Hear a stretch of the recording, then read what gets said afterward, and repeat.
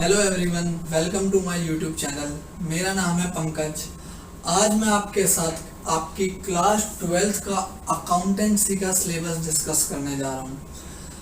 आपने सब बच्चों ने क्लास 11th में अकाउंटेंसी पढ़ी। वहाँ पे आपकी एक ही बुक थी। एक ही बुक के अंदर लगभग 20 चैप्टर्स थे, लेकिन यहाँ पे ऐसा नहीं है। यहाँ पे आपकी 3 बुक है, वॉल्यूम 1, वॉल्यूम 2 और वॉल्यूम 3।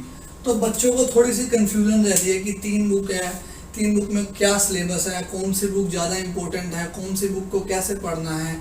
और मोस्टली बच्चों को वॉल्यूम 1 में जैसा सबसे ज़्यादा जो कंफ्यूजन रहती है, बिकॉज अगर बच्चों को बोला जाए एनपीओ की बुक निकालो तब भी वॉल्यूम 1 निकालनी पड़ती है, और ऐसा बोला जाए कि पार्टनरशिप की बुक निकालो तब भी वॉल्यूम 1 निकालनी पड़ती है। तो बच्चे इस चीज़ में बहुत कंफ्यूज रहते हैं कि एनपीओ की अलग से बुक है या पार्टनरशिप की अलग से बुक है। और बच्चों क्लास 11th की जो आपकी अकाउंटेंसी थी उसमें बहुत सारे अलग अलग चैप्टर थे। हर चैप्टर का अलग रूल, हर चैप्टर के अलग फॉर्मेट, हर चैप्टर के अलग से क्वेश्चंस वगैरह। बट यहाँ पे ऐसा नहीं है। यहाँ पे क्या आपका जो पूरा अकाउंट्स का सिलेबस है वो 3 पार्ट्स में कह सकते हैं, एक तरह से मेजर 3 पार्ट्स में डिवाइड है। अब मैं बात करता हूँ आपके वॉल्यूम फर्स्ट की। तो वॉल्यूम फर्स्ट में सबसे पहला चैप्टर है एनपीओ। एनपीओ बच्चों क्या होता है, आपने देखे होंगे कुछ चैरिटेबल हॉस्पिटल्स होते हैं, कुछ चैरिटेबल स्पोर्ट्स क्लब होते हैं, जिम्स होते हैं या फिर स्कूल्स होते हैं। जो लोग प्रॉफिट कमाने के लिए काम नहीं करते, सोशल वेलफेयर के लिए काम करते हैं या कल्चरल या रिलीजियस वर्क को बढ़ाने के लिए काम करते हैं, वो होते हैं एनपीओ। ये चैप्टर आपका 10 मार्क्स का पेपर में आता है, वेरी इंपॉर्टेंट चैप्टर है। देन आपका सेम वॉल्यूम 1 में ही पार्टनरशिप है। पार्टनरशिप आपका सिलेबस का क्लास 12th का सबसे बड़ा पोर्शन है, सबसे इंपॉर्टेंट पोर्शन है। अगर आज इस पार्टनरशिप के ऊपर आपने कमांड बना ली तो आपको क्लास 12th के अकाउंट्स में बहुत बिल्कुल भी प्रॉब्लम नहीं आएगी, आपकी बहुत अच्छी अकाउंटेंसी हो जाएगी। लेकिन अगर आपने इसके साथ धोखा कर दिया तो हो सकता है एग्जाम में आपके साथ धोखा हो जाए, क्योंकि ये मेन मार्क्स है आपके 30 मार्क्स ये एक तरह से इस पार्टनरशिप के हैं। अब इस पार्टनरशिप को भी आपके सिलेबस में आगे क्लासिफाई किया हुआ है। पहला चैप्टर, ये सारे पार्टनरशिप के ही चैप्टर है, बच्चे कंफ्यूज होते हैं कि ये चैप्टर किस चीज के हैं। पहला चैप्टर है फंडामेंटल्स। फंडामेंटल का मतलब होता है आपका बेसिक्स, कि पार्टनरशिप के बेसिक्स क्या है। आपने पार्टनरशिप क्लास 11th में बिजनेस स्टडीज में पढ़ी थी कि पार्टनर्स क्या होते हैं, उनको इंटरेस्ट ऑन कैपिटल दिया जाता है, interest on drawing, salary, commission. तो वो सारे टॉपिक इस बेसिक वाले चैप्टर में है। देन पार्टनरशिप के अदर चैप्टर जैसे गुडविल, पार्टनरशिप में गुडविल कैसे कैलकुलेट की जाएगी, अगर उनके प्रॉफिट शेयरिंग रेशियो में कोई चेंज आता है तो क्या होगा, क्या उनका प्रॉफिट कैसे डिवाइड किया जाएगा, अगर किसी पार्टनर का एडमिशन होता है। ये चैप्टर भी बहुत ज़्यादा इंपॉर्टेंट है, क्योंकि आगे के जो रिटायरमेंट और डेथ, जो आपकी नई बुक है, इस सेशन की बुक है, उसमें रिटायरमेंट और डेथ अलग अलग चैप्टर है। पहले क्या होता था, ये दोनों चैप्टर साथ में ही होते थे, क्योंकि मोस्टली ये दोनों चैप्टर के जो कॉन्सेप्ट है वो सेम ही है। तो बच्चों को लेकिन फिर भी कंफ्यूजन होती थी कि रिटायरमेंट के क्वेश्चन कहाँ से स्टार्ट है, डेथ के क्वेश्चन बुक में कहाँ से स्टार्ट है। तो बुक वालों ने क्या किया, इन दोनों को अलग कर दिया। टीएस गेरेवाल बुक की अगर मैं बात करूँ तो उसमें ये दोनों चैप्टर अलग अलग है।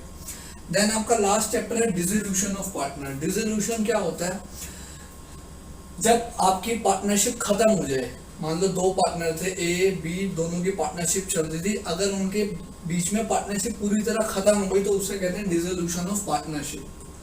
अब मैं आता हूँ आपकी सेकंड बुक में।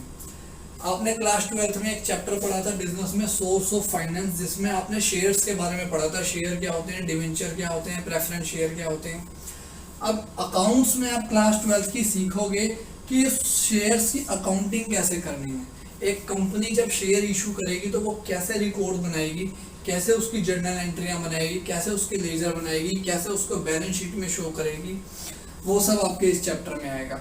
ऐसे ये सेम चैप्टर है, लगभग ये दोनों चैप्टर सेम है आपके। यहाँ शेयर्स की बात कर रहा है, यहाँ डिवेंचर्स की बात करता है। अगर आपको ये चैप्टर अच्छे से आ गया तो ये ऑटोमेटिकली 90% चैप्टर सेम होता है आपका। देन आपका एक वर्ड आपने सुना होगा, रिडम्पशन। रिडम्पशन क्या होता है, एक टाइम लिमिट के बाद ये डिबेंचर होल्डर्स को हमें उनका पैसा वापस करना पड़ता है। तो उस पैसे को जब हम वापस करते हैं तो उसका ट्रीटमेंट क्या होगा, कैसे कैलकुलेशन की जाएगी, कितना अमाउंट वापस करना है, वो सारा आप इस चैप्टर में सीखोगे। 20 मार्क्स कैरी करती है ये आपकी बुक। देन आपकी थर्ड बुक है फाइनेंशियल स्टेटमेंट। फाइनेंशियल स्टेटमेंट क्या होते हैं? आपके ट्रेडिंग P&L, आपकी बैलेंस शीट या अदर कोई और डॉक्यूमेंट है, जैसे कैश फ्लो स्टेटमेंट भी एक तरह से आपका फाइनेंशियल स्टेटमेंट में आता है। तो इसमें आपने क्या सीखना है कि फाइनेंशियल स्टेटमेंट क्या होते हैं, उनकी जो ये फर्स्ट चैप्टर है ये बेसिकली थ्योरी का, ये मोस्टली आपका थ्योरी से रिलेटेड है।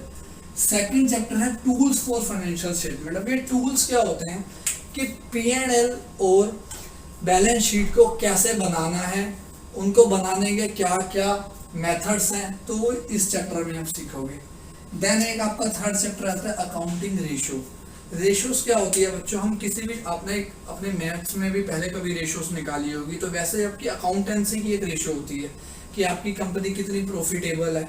अगर आप एक 10 लाख की सेल करते हो तो उसमें आपका प्रॉफिट शेयरिंग रेशियो क्या है, एक्सपेंस शेयरिंग रेशियो क्या है, आपका इक्विटी शेयर रेशियो क्या है, इक्विटी आपने कितनी इशू करी हुई है, आपने डिवेंचर कितने इशू करे हुए हैं, वो सब इसमें आएगा। देन आपका एक चैप्टर, लास्ट चैप्टर जो है वो है कैश फ्लो स्टेटमेंट। ये एक ऐसी स्टेटमेंट होती है जो आपको ये बताती है कि आपके बिजनेस में कितना कैश गया है, कितना कैश आया है। प्रॉपर ये चैप्टर उसके ऊपर डिपेंड है। अब मैं आपकी बात करता हूँ बुक्स की। देखो मार्केट में बेसिकली 2 बुक्स चलती है, एक TS गिरवाल और एक DK गोयल। अब जो TS गिरवाल बुक है, अगर आपको कोई कॉन्सेप्ट समझना है ना, तो TS गिरवाल में कॉन्सेप्ट ज्यादा इजी समझाया होता है, ज्यादा इजीली बच्चों को समझ आ जाता है as compare to DK Goyal. But जो क्वेश्चन की क्वालिटी है वो DK गोयल की ज्यादा अच्छी है, एक हाई लेवल के स्टैंडर्ड के क्वेश्चन है। TS गिरवाल के क्वेश्चन जो है वो थोड़े लो लेवल के हैं, थोड़े इजी क्वेश्चन होते हैं। जिस बच्चे ने सिर्फ TS गिरवाल करी है और उसको अगर DK गोयल का क्वेश्चन दे दिया जाए तो थोड़ा सा वो कंफ्यूज हो जाता है, क्योंकि उसमें थोड़ा हाई लेवल का, मतलब उसमें पहले इलस्ट्रेशन इतना हाई लेवल का दिया होता है कि बच्चों को पहले प्रिपेयर होना पड़ता है पूरा।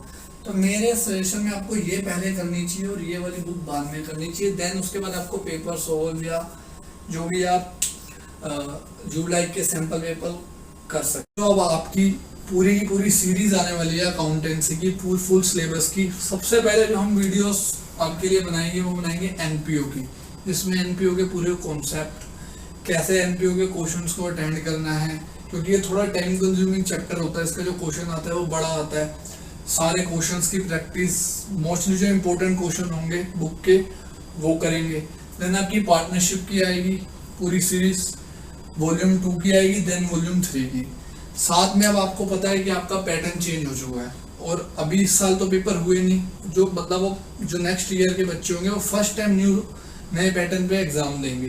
तो उस पैटर्न के अकॉर्डिंग आपने कैसे एग्जाम को अटेंड करना है, MCQs कैसे करने हैं, ट्रू फॉल्स, फिंगर बैंक, सब आपके चैप्टर्स में आने वाले हैं। अब इस वीडियो से रिलेटेड, कोई सिलेबस से रिलेटेड अगर अभी भी आपको कोई डाउट हो तो प्लीज़ आप कमेंट सेक्शन में कमेंट कर सकते हैं। साथ में ही चैनल को सब्सक्राइब जरूर करना है, क्योंकि अब आपके लिए, आपको पता है मोस्टली चांस है कि ऑनलाइन ही क्लासेस आपकी चलेगी, ऑनलाइन ही आपकी कोचिंग वगैरह ही चलेगी। तो आपके लिए ये वीडियोस जो है वो बहुत यूजफुल होने वाली है, क्योंकि इसमें आपको पूरा कंप्लीट कोर्स तो करवाया जाएगा, साथ में सारे के सारे चैप्टर्स के क्वेश्चन, इंपॉर्टेंट जो क्वेश्चन TS गिरवाल के, DK Goyal, sample papers, last years के पेपर, क्या आपके सिलेबस में डिडक्शन होगा, कैसे होगा, वो सब बताया जाएगा। तो थैंक यू कि आपने ये वीडियो को पूरा देखा। चैनल को प्लीज़ सब्सक्राइब करें और शेयर करें।